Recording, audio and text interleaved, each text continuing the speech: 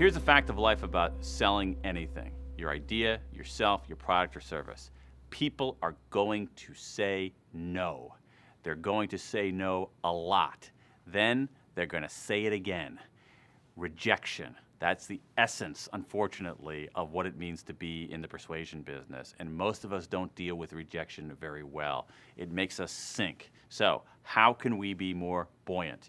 The social science gives us some clues, 2 in particular. What do you do before an encounter to be more buoyant? The conventional view is that we should pump ourselves up, tell ourselves, you can do it, you got this, you're awesome.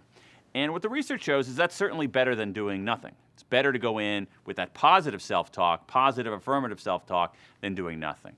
But a new line of research tells us that that might not be the most effective thing that we can do. The most effective thing that we can do, in many cases, is something called interrogative self-talk, which is not saying to yourself, you can do this, but actually asking yourself a question. Can you do this? And if so, how? And the reason is that questions engage us more. Questions elicit an active response. And so when you do interrogative self-talk, you begin to say, well, yeah, I can do this, and start articulating the reasons why. What you're doing is you're rehearsing, you're practicing, you're preparing, and that turns out to be more muscular than this nominally muscular form of saying you can do this and pumping yourself up. There's also some great evidence from Martin Seligman at the University of Pennsylvania, who did a landmark study of insurance salesmen, almost always men, in Pennsylvania. And what he found is that the single best predictor of their sales success was how they explained failure.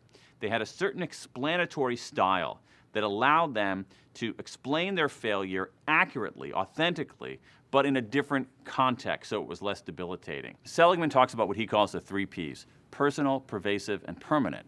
And there are ways for us to undo those things, to make them less personal, less pervasive, and less permanent. Our tendency when something goes wrong is to blame ourselves entirely. It's all my fault.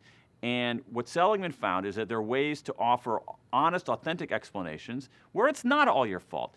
The reason they didn't buy is that they're running out of money. The reason they didn't buy is they have a brother-in-law who's in your line of business and they have to go with him, and they're giving you a meeting just as a courtesy.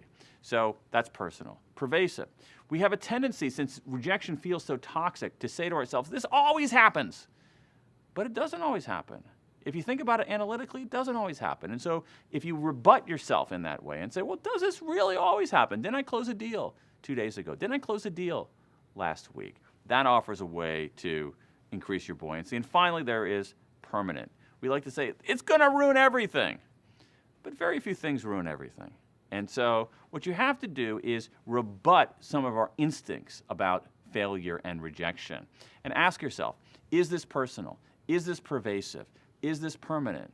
And in most cases, it's not, even though it feels that way. Rejection feels like a catastrophe. And what these social scientists teach us is how to decatastrophize those things by making them less personal, by making them less pervasive, by making them less permanent, and by rebutting this idea, it's all my fault, it always happens, and it's going to ruin everything. And if you have a way to rebut that in yourself, you're going to be more buoyant for the next encounter. And this explanatory style is absolutely something that people can learn, and it's something that entrepreneurs absolutely need to learn.